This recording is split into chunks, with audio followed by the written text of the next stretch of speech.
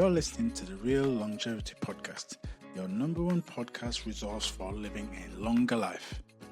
Here we discuss topics on personal fitness, longevity, and real lasting elevation of mind, body, and spirit. Join us as we build a community of healthy men and women enjoying lasting levels of real health and vitality. If you're currently feeling frustrated with pain, flat, or fed up with aging faster than you actually are, you're invited to join us each and every week here on the Real Longevity Podcast. Welcome to the Real Longevity family and get ready to live a life you truly love. Welcome back to the Real Longevity Podcast. I'm your host, Mike Hendricks, and today we have another outstanding, informative, and elevating show for you. I'd like to welcome all first-time listeners to the podcast, and please be sure to stay to the end of the show where I will sharing all my social media links where you can connect with me and the Real Longevity Podcast community. Welcome. Thank you for joining me here again today. I want to introduce you to a concept today. Concept I believe is the single most important lens through which we understand health after 45. Now that's no exaggeration. I believe it to be true. It's not talking about calories. It's not talking about steps. I'll talk about hormones, although it's very, very important as we spoke about in previous episodes. They matter enormously. We know they are a big player in how we show up in the world in terms of hormone regulation. But what I'm talking about today is something that I've seen become prevalent with people over the age of 45, going to the 50s, 60s and older. And that's inflammation, specifically chronic inflammation, chronic low-grade systemic inflammation. A lot of people struggling with that right now. And it's the kind that you can feel directly, the kind that has no real dramatic symptom, the kind that burns away quietly in the background as you feel yourself getting older and aging. That silently accelerating aging process that people can relate to, driving the conditions you're trying to prevent and connecting almost every health challenge that you and many people in your age group are dealing with at the moment. We're talking about joint pain, that's inflammation. We're talking about unexplained weight gain, that's inflammation. We're talking about that brain fog that you might be struggling with, that's inflammation. Fatigue that doesn't seem to get fixed, that's inflammation. That mood instability that you're dealing with, inflammation. Elevated cortisol, elevated cholesterol, that's inflammation. Skin not looking as radiant as it once did, that's inflammation. Now, I'm not exaggerating when I'm saying all these things. Chronic inflammation is now understood by research to be the common thread running through most prevalent causes of death and disability in the developed world. Cardiovascular disease, type 2 diabetes, cancer, dementia, autoimmune conditions that are all becoming more common and prevalent. These are down to certain inflammatory conditions in the body. The research is showing that now. And the most powerful determinant of inflammatory conditions are load on your system is not your genetics. They are lifestyle choices. Lifestyle choices made daily, but you can impact those positively starting today. So this is what we're talking about in today's episode. Fight your pain fire. Why chronic inflammation is a root cause of almost everything you're struggling with. Fight your pain fire. Why chronic inflammation is a root cause of almost everything you're struggling with. The E and the A and the R in the real framework, because addressing inflammation requires all three to be looked at, are key to help you overcoming these issues. And we're going to look at those today. The E, the A, and the R of that real framework. So what does chronic inflammation actually look like? And why is it different from the good kind of inflammation? And when I say good kind of inflammation, you could argue that there is actually benefit of certain inflammatory conditions in the body. Let's understand that.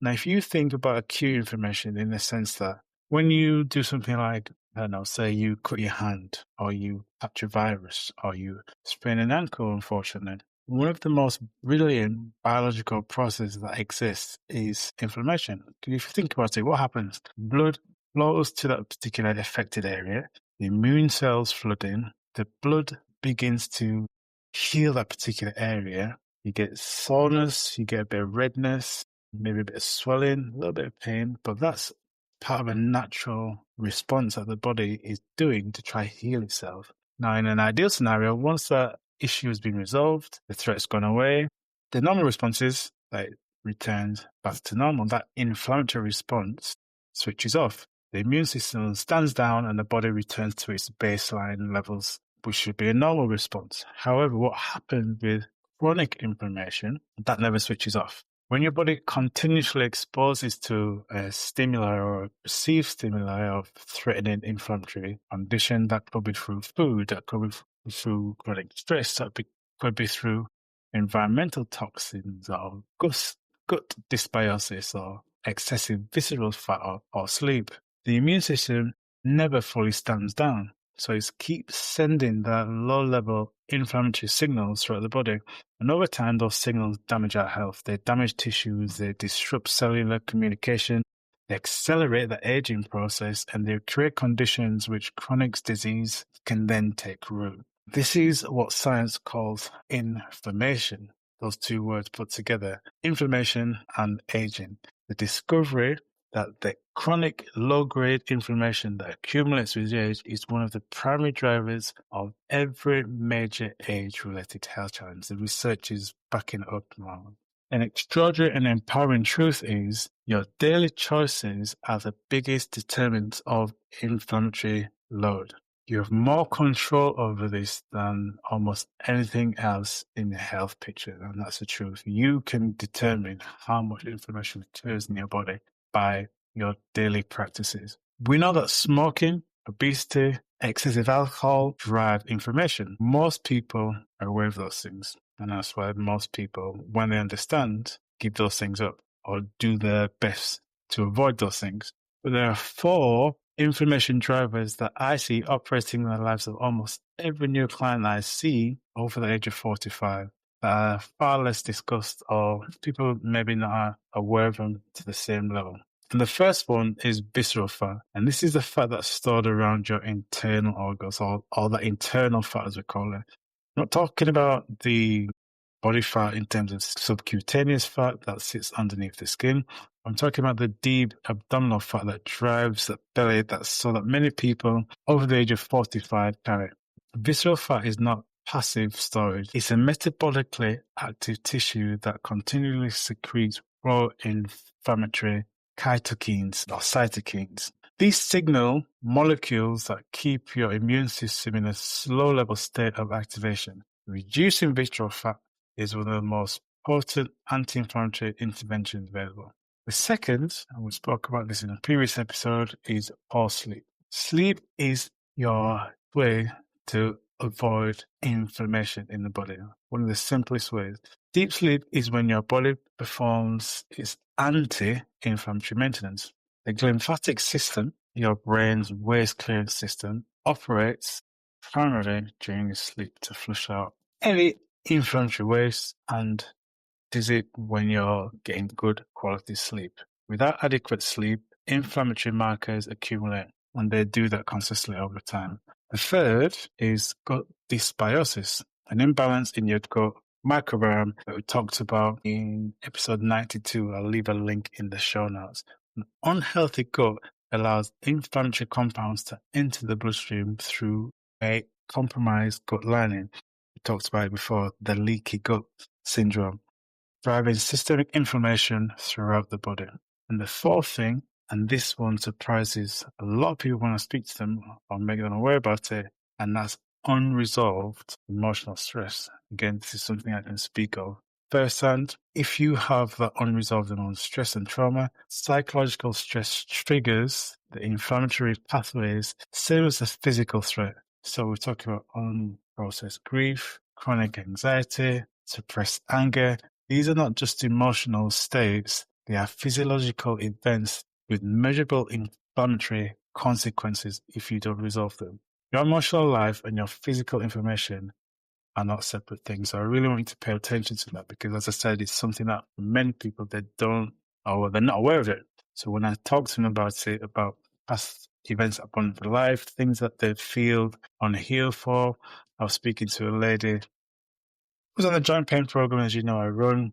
And unfortunately for her, she went through a very traumatic situation where she was off work for a period of time. And because she was off work for a period of time, due to this underlying condition that she had, her employers were obviously paying sick pay for a period of time. She was regularly reporting in, letting them know how she was getting on. They called her in for a air quotes meeting to discuss how she was getting on, what the next plan was. But in that meeting, unbeknown to her, she was let go.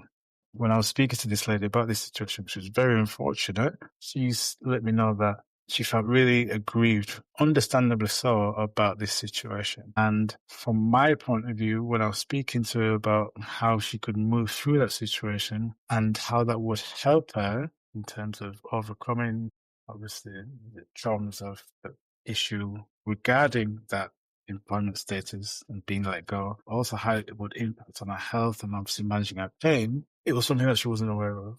And obviously it's not something that can be happen just by flicking a switch. It's not an event, it's a process. But I'm sharing this with you because many people don't understand that emotional stress that they may be suffering with, that may be struggling with, how it impacts on inflammation in the body, and how when it's resolved or people are making steps to resolve it, it can help them significantly.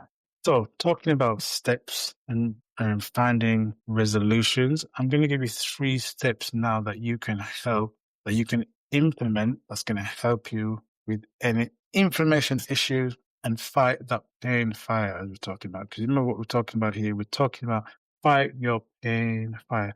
Why chronic inflammation is a root cause of almost everything that you struggle with. What are those steps that you can begin to implement that's going to help you? Number 1, build an anti-inflammatory plate. 3 changes starting today.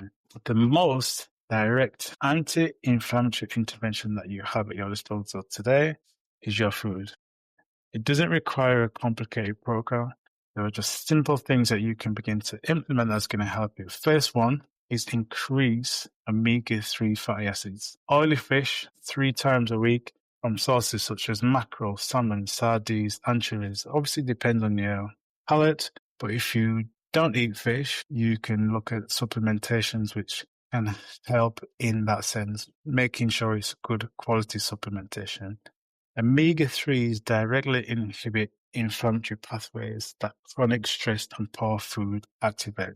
Number 2, when it comes to 3 changes in your diet, increase polyphenol-rich foods. Polyphenols are compounds that give plants their color. So we're talking about purples, the greens, the yellows, those deep reds.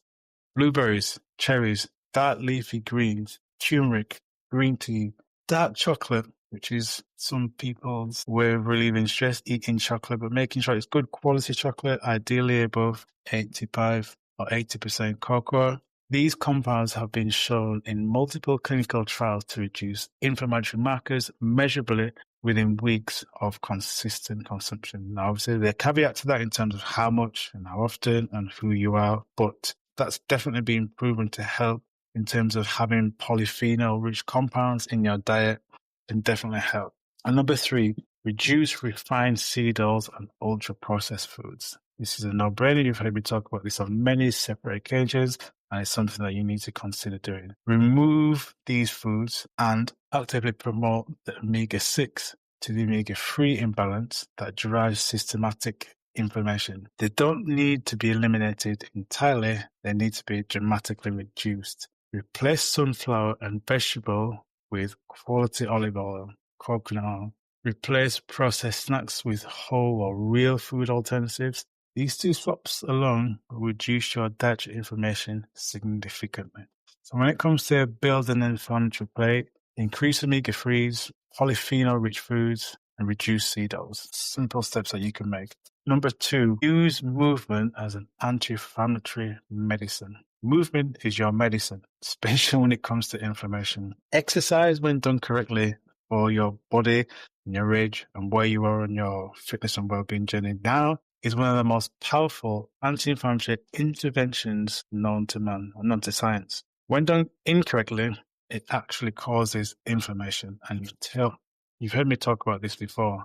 A lot of people still embark upon these high-intensity, high-impact workouts, and I'm not going to name any particular ones right now, but you're probably aware of ones that are in vogue at the moment. Everyone's jumping on that bandwagon, and it's great for the right people. The key here is intensity, moderate intensity exercise. So we're talking about brisk walking, cycling, comfortable pace, light resistance training, doing things like yoga consistently reduces anti-inflammatory effects. It reduces circulation of inflammatory markers, it improves your insulin sensitivity, which in itself is a driver of inflammation. It reduces that visceral fat we spoke about earlier, and we understand that's not what we want to be prevalent in our body. We want to reduce that. High intensity exercise, when overdone and under-recovered, or performs on an already stressed, fatigued, burnout body, can actually spike inflammation markers.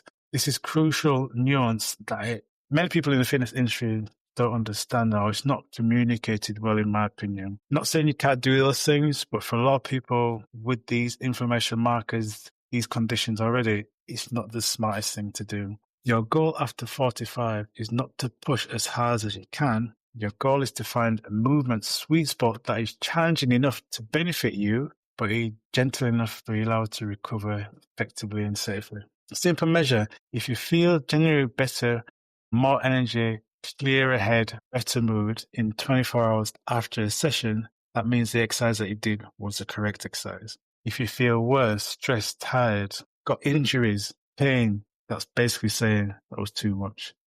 Obviously, start where you are. Everyone's at different places. Start where you are and look to build slowly.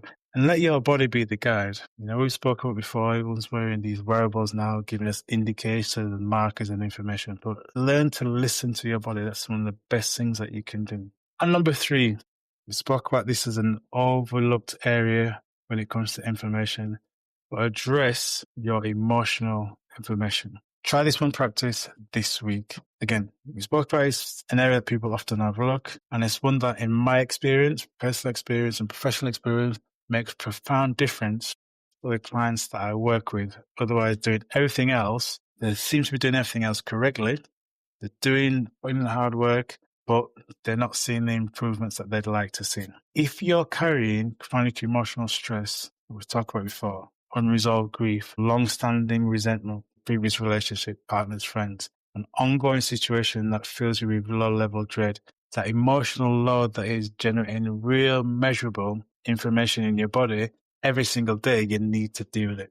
Now, I'm not asking you to solve it this week. I understand, as I mentioned before, this is a process. I'm asking you to begin a practice that gives you your nervous system a daily window of feeling genuinely safe. 5 minutes of slow, deliberate breathing, that's signaling to the central nervous system just to switch off. That extended inhale and exhale, doing that a couple of times sends a signal to our nervous system, and that helps to reduce cortisol and those inflammatory markers. Try doing that every single day. Take a 10-minute walk in nature, put the phone away. Get your senses engaged with the world around you. Try to be present. The research on nature exposure and inflammatory markers is remarkable. You don't have to be in a forest or a park. Just go down to the canal or into the local woods or in your garden. It all counts. Get yourself out in nature. I will forever keep banging that drum because I understand from a therapeutic point of view how powerful it actually is. One practice, 5 to 10 minutes, do that daily. Your immune system will feel a difference before your mind does, and you'll see and feel those inflammation markers going right down. Today we've uncovered chronic inflammation, that silent biological fire that connects pain, fatigue, weight gain, brain fog, mood instability, and that accelerated aging process after 45 as we get older, going into our 50s, 60s. And we've explored 4 hidden drivers most people never address. We've talked about visceral fat, how we need to understand how we can manage that better, or sleep, gut dysbiosis, and unresolved emotional stress. Your 3 steps: build up an anti-inflammatory diet or play through omega-3s, polyphenols, and removing those seed oils. Use movement as your medicine. Do the right type of exercise for where you are in your journey, for your body, where you are right now, and begin a daily nervous system regulation practice. Get rid of that emotional inflammation that you may be having. If you've got unresolved issues, look at ways you can do that. One of the simple things you can do is just getting out in nature, do some breathing exercises, and your body and your central nervous system will thank you for it. Fire is not inevitable, guys. You can put out and douse that fire and fight that fire effectively. You have more power to deal with it than you know. And these are some steps and practices that you can begin to do today that are going to help you. Now, if you've been chasing these symptoms, you've been addressing pain, the fatigue, the unwanted weight gain, without addressing that underlying inflammation issue, that you might be happy that you've listened to today's podcast all the way to the end. Now, if you want some personal support with these challenges that you may be facing right now, why don't you apply to join us on our Core Build Accelerator system? The doors are open now, where you can apply for our next cohort, which starts in July, and we'll look at addressing these things and these challenges that you might be dealing with right now. I'll leave a link in the show notes, and I think it'd be a great opportunity for you to get back to looking your best, managing pain, getting back to doing the things that you love in life that you may have been putting off because you've been fighting this fight. Your inflammation every single day can be tackled. The goal is not to manage your symptoms, but it's to fight the fire and feel free again. And you can do that. I'm Mike Hendricks. Remember, be well, be wise, be cool, be calm, and keep it real. Blessings and chi. Peace.